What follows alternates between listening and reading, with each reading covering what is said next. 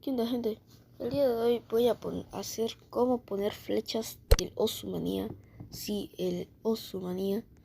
Bueno, primero que todo bajamos. Bueno, ahí no era.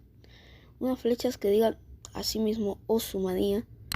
Presionamos y ponemos en las flechas las dos del medio blanco y las dos de los costados. Las dos de los costados van a estar rojos. Sí, rojos.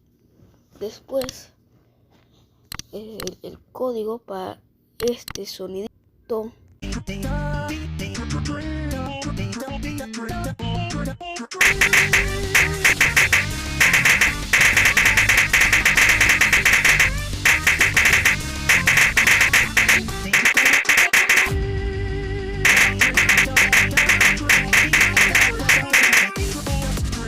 Bueno, en fin, ese sonidito. Bueno, nos vamos hasta abajo en todo, en donde dice sonido de nota. Al acertar escribimos ese código 7147666661 y abajo de eso le damos a 2.5 para que se escuche más o menos bien.